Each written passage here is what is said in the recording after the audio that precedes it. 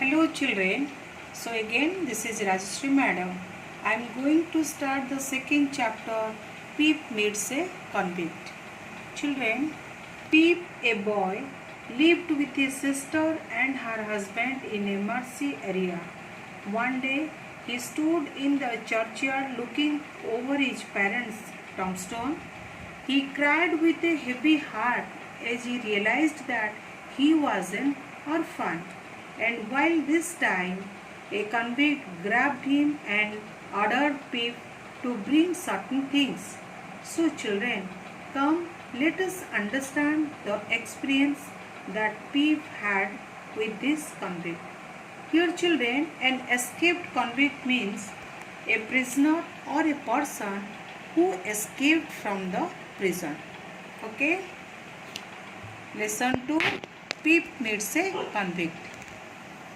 My father's family name is Perib and my first name Philip, but as a child I could not say either. So I called myself Pip, and then so did everyone else. I say that my name is Perib because that's what is written on my father's tombstone, and it is what my sister told me. My sister is married to the blacksmith. In this paragraph, children, Pip's family name is Perib. Pip's first name is Philip. But Pip chose his name to be Pip because he was an orphan. He says that his name is Perib because his father's tombstone consisted his name. His sister, who is married to blacksmith, has told Pip about their family. Okay. We lived in a marshy area down by the river, a few miles from the sea. One day I stood in the churchyard and looked over my parents' tombstone at the dark flat wilderness beyond the churchyard. The marshes were crisscrossed with ditches and mounds. In the distance I could see the grey line of the river and then far away the sea. It was a cold day. The grey land and the grey sky made me feel sad. I suddenly realized that I was an orphan and I began to cry. In this paragraph, the author describes the area where Pip lives. The place is a marshland near to the river and some miles away from the sea.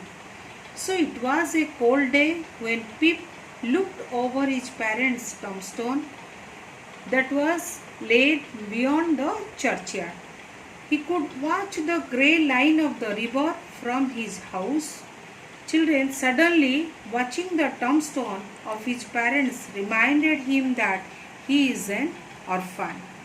Pip then began to cry.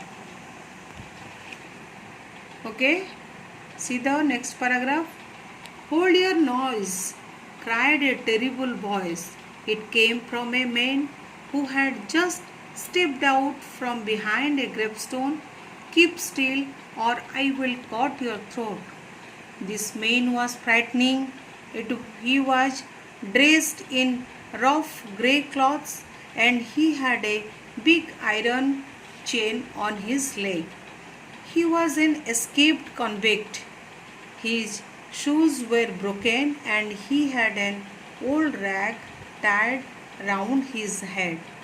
He was dirty from being soaked in the muddy water from the ditches. He was covered in scratches from the nettles and stones. He limped and shivered and glared and growled. His teeth chattered in his head as he seized me by the chin.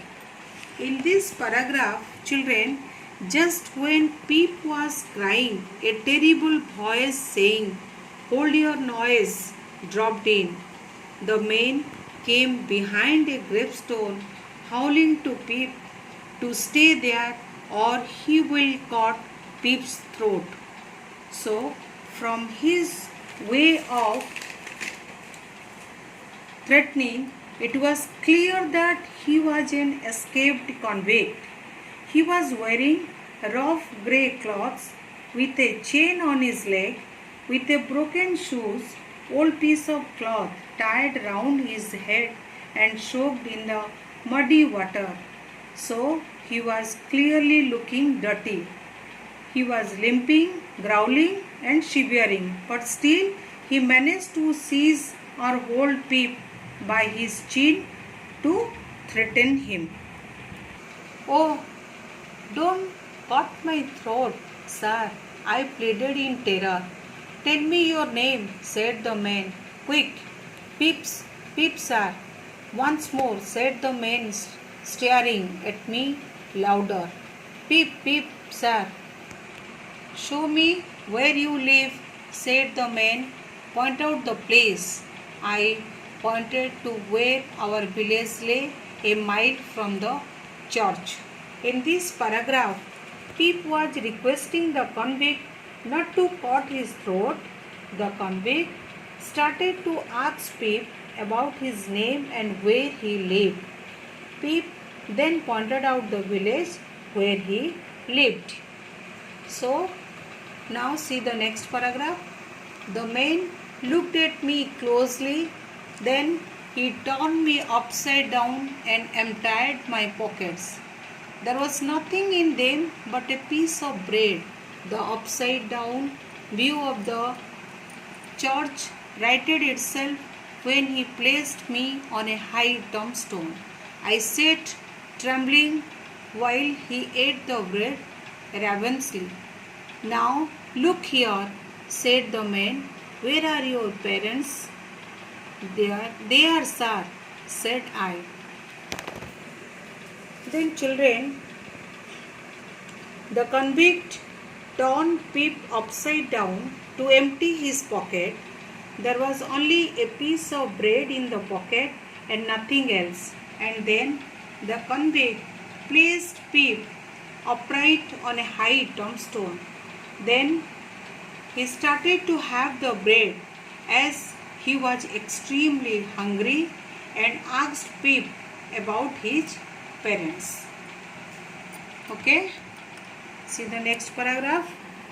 The man jumped and made a short run, but then he stopped and looked over his shoulder. "There, sir," I timidly said, pointing to the tombstone. "Oh," said the man, "so who do you live with?" "If I let you live, which I have not made up my mind about." "My sister, sir, Mrs. Joe Gargery, wife of Joe Gargery, the blacksmith, sir." So here, children, when Pip pointed where his parents were, the convict thought that they were on his shoulder. Thinking that, he started to run, but suddenly he stopped when he saw Pip was pointing to the tombstone. Then the convict asked Pip with whom did he live, to which Pip replied that he was staying with his sister Mrs. Gargery, wife of Joe Gargery, who was a blacksmith. Children, here blacksmith means a person who creates tools and objects out of metal. And marshy area means an area of ground that is waterlogged. Okay, then see the next paragraph. "Blacksmith, hey," said he, and looked down at his leg. After looking at his leg and me several times, he took me by both arms and tilted me back as far as he could hold me. Then he stared into my eyes. "Now look here," he said. "I need to decide if I will let you live. Do you know what a file is?" "Yes, sir." "And you know what grub is?" "Yes, sir." After each question, He tilted me over a little more. This made me feel helpless. I was in danger. You get me a file. He tilted me again. And you get me grub. He tilted me again. You bring them both to me. He tilted me again. Or I will have your heart and liver out. He tilted me again.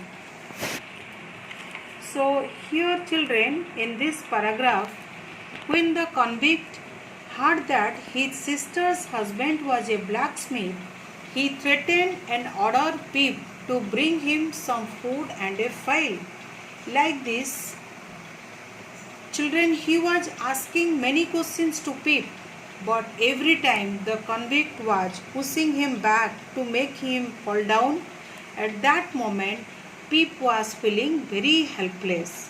Again, repeatedly, the convict was frightening Pip to take his heart and liver out. Okay, see the next paragraph. I was dreadfully frightened and hoped that he would not drop me. I clung to him with both hands. He gave me a most tremendous dip and roll so that the church jumped over its own weathercock.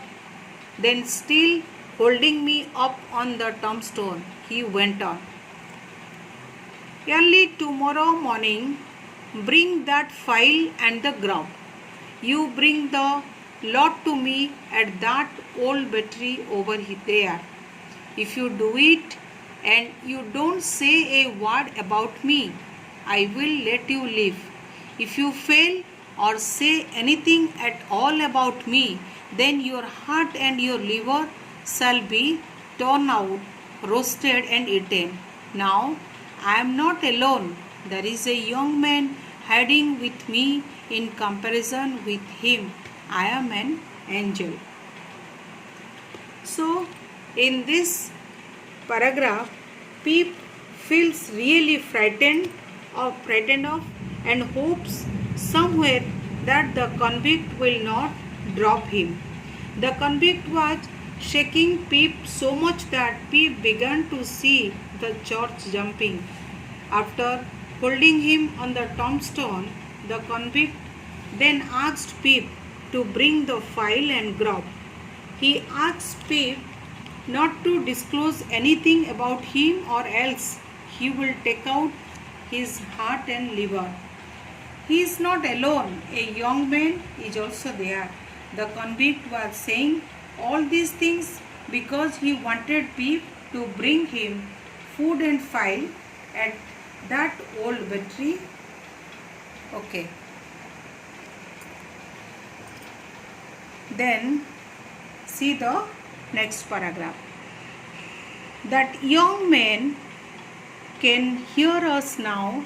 That young man has a secret way of getting at a boy and at his heart and at his liver.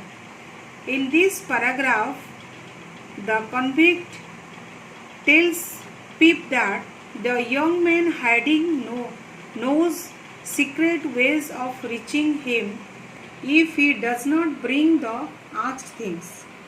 He will also take the heart and liver out. In comparison to the young man, the convict says that he is an angel. Okay, children, now look at the paragraph. A boy cannot hide himself from that young man. A boy may lock his door, may be warm in bed, may tuck himself up, may draw the cloths over his head, may think himself comfortable and safe, but that young man will softly creep his way to him and tear him open. I am keeping that young man from harming you at the present moment with great difficulty. I find it very hard to hold that young man off your inside. Now what do you say? Okay, so this paragraph refers the convict goes on to say that no one, or specifically a boy, cannot hide from the young man. Even if a boy lock himself inside a house, tie onto a bed or cover himself with cloths, the young man will tear him. The convict again said that he is currently stopping the young man to harm him, but he won't be able to control him if Peep does not get the food and the file. Okay. Then see the next paragraph. I was so frightened, but I said that I would get him the file and I would get him what broken bits of food I could, and I would come to him at the battery early in the morning. Promise on your life, said the man. I promised, and he took me down from the top of the tombstone. Now, he went on, remember that promise and remember that young man and get home. So Peep in this paragraph was very much scared, but still he promised on his life to get the things next morning. Okay. See the last paragraph. Good night, sir, I stammered. It is going to be a long night for me, said he. He looked at the cold, wet, flat marsh. I wish I was a frog or an eel. He hugged his shuddering body in both his arms as if to hold himself together, and limped towards the low church wall. He got over it slowly, like a man whose legs were numbed and stiff, and then turned round to look for me. When I saw him turning, I was frightened again and ran home without stopping. So finally, Peep wished good night to the convict with a stammering voice. To this the convict replied that the night is going to be long for him. He held his body close to his shoulders to provide warmth to himself, as the marshy area was cold. When he was turning back, Peep ran as fast as he could towards his home without even stopping for a moment. So, your lesson is over. Thank you so much.